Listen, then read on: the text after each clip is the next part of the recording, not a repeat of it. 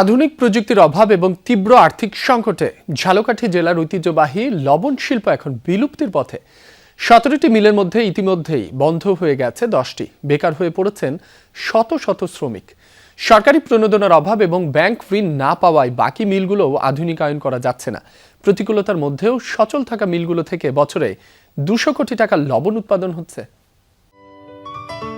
Ceylon টি রপ্তানিতে শীর্ষে।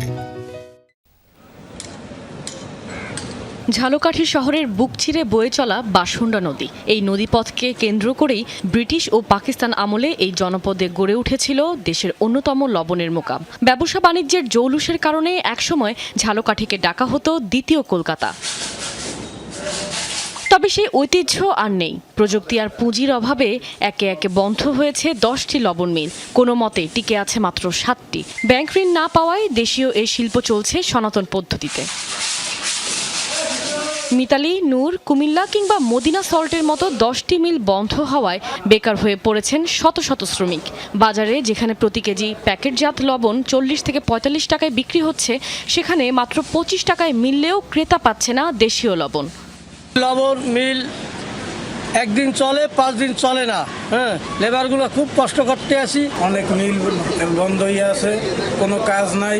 আমরা বহুত মানুষ বেকার অবস্থায় ঘুরতে আসি। চায়না থেকে লবণ আসতেছে, এই জন্য আমাদেরকে আমরা এই লবণ চাষিরা রেট পাচ্ছি না, ন্যায্য মূল্য পাচ্ছি না। এদিকে বড় কোম্পানিগুলোর সাথে প্রতিযোগিতার ভিড়ে বাজারে ঢুকে পড়েছে ক্ষতিকর রাসায়নিক। অসাধু চক্র এক ধরনের সোডিয়াম আমদানি করে লবণ হিসেবে বাজারজাত করায় স্বাস্থ্য ঝুঁকিতে পড়ছে সাধারণ মানুষ।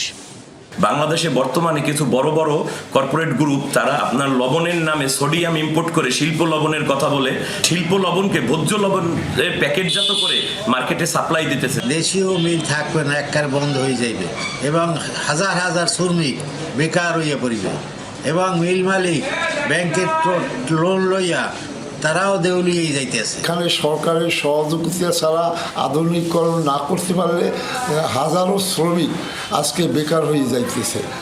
বিসিক কর্মকর্তা জানালেন, লবণের গুণগত মান ধরে রাখতে তদারকির পাশাপাশি মিলগুলো আধুনিকায়নের সব ধরনের সহায়তা দেওয়া হবে। বড় বড় কোম্পানির যে লবণগুলো ভ্যাকুয়াম, সেই লবণগুলোর যে চাহিদা বর্তমানে বেশি। এই লবণের সাথে প্রতিযোগিতামূলক বাজারে টিকে থাকতে হলে এই লবণ মিলগুলোকে আরও আধুনিক হওয়ার প্রয়োজন এবং আধুনিক যন্ত্রপাতি স্থাপন করলে পরে এরা প্রতিযোগিতামূলক বাজারে টিকতে পারবে। ঝালকাঠির লবণ শিল্পে জড়িয়ে আছে 2000 শ্রমিকের ভাগ্য।